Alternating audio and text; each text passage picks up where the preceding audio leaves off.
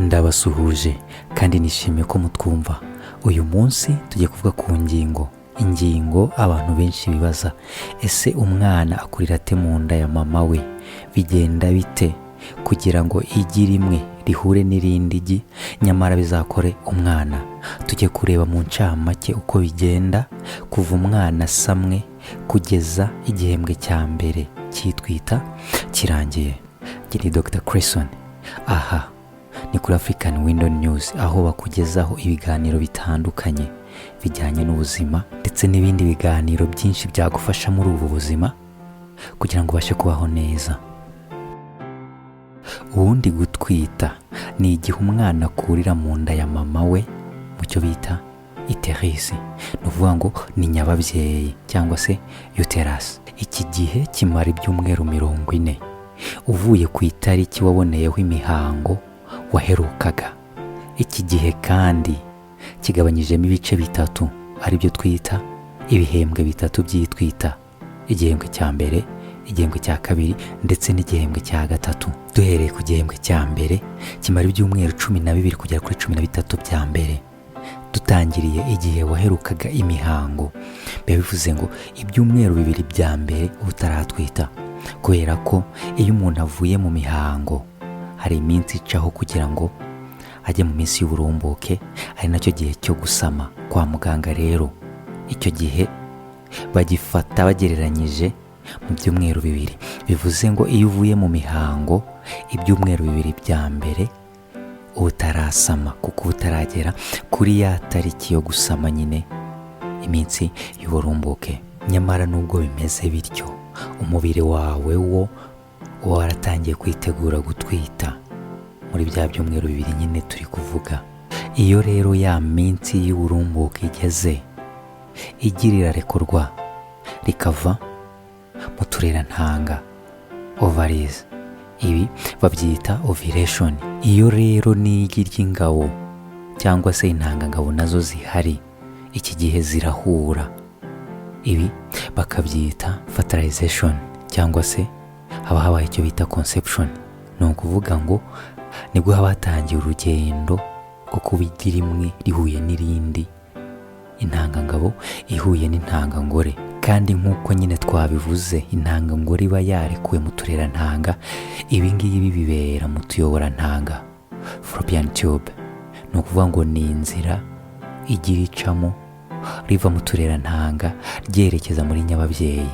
Ni akantu nyine kameze nk'agatube. Ibi rero bihuza uturemangingo fatizo genes tuvuye kuri mama ndetse n'utuvuye kuri papa, bigakora akaremangingo fatizo kamwe kazavamo wa mwana. Aka niko kagena ibara ry'uruhu uzagira, niko kagena umusatsi uzagira, ijwi uzavuga, uko mu maso yawe azaba hasa ndetse n'ibindi byose bizaranga umuntu igihe azaba amaze kuvuka, ndetse n'uburyo azikora igihe azaba ari mu nda. Iri gi rero rimaze gukorwa rivuye ku ntangangabo n'intangangore niryo bita zygote cyangwa se embryo. Iri ngiri niryo riba rigiye ku itangiriro ry'umwana tugiye kuzabona ari kurira mu gihe cyo kuvuka. Mu cyumweru cya gatatu ryagi rimwe rigenda ryigabanyamo ribyara andi magi bisa cyangwa se uturemangingo bisa. Ni ukuvuga ngo ka karemangingo kakozwe gahuriho na za ntanga zombi kagenda kigabanya katanga utundi turemangingo bisa,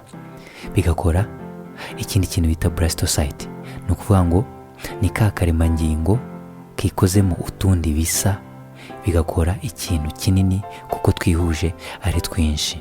Iyo birangije twa turemangingo cyangwa se cells ya blastocyte, cya kintu tubonye kiba kimaze kwikora, noneho byicamo ibice 2.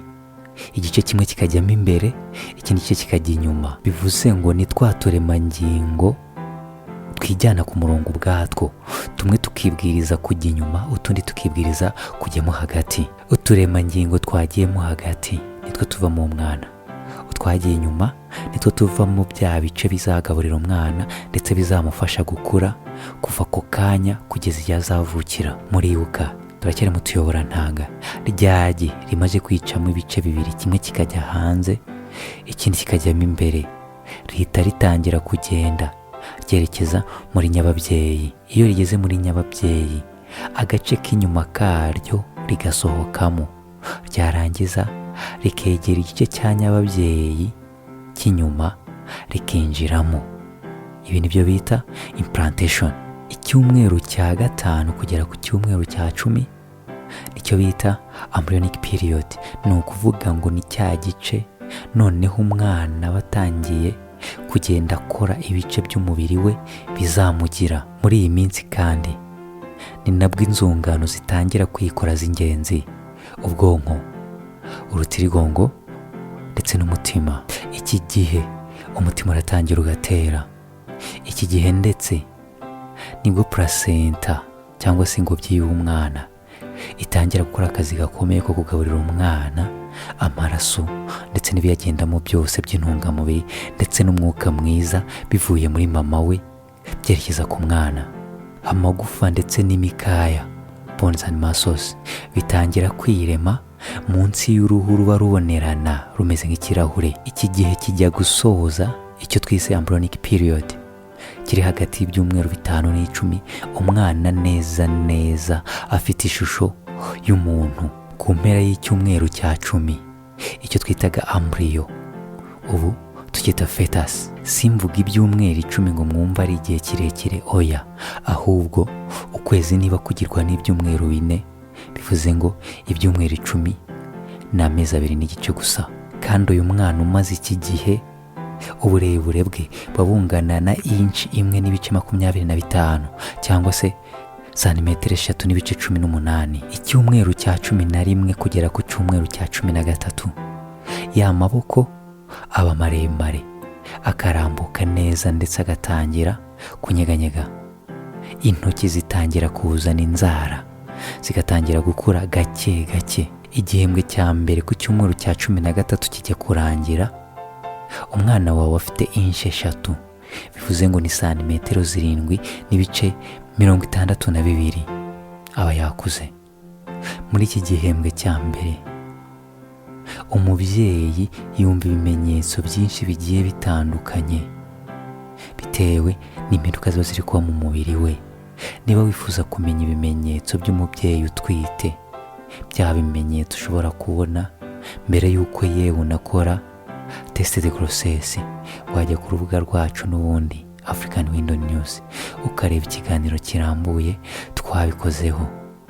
Turabashimiye. Niba mwifuza ko twazababwira ibikomerezaho, mwatubwira muri comment. Niba ari ubwa mbere ugeze aha ngaha, wakora subscribe ndetse ukabasha guhereza na bagenzi bawe ibi kugira ngo nabo babashe kubimenya. Uwiteka abarinde, naho utaha.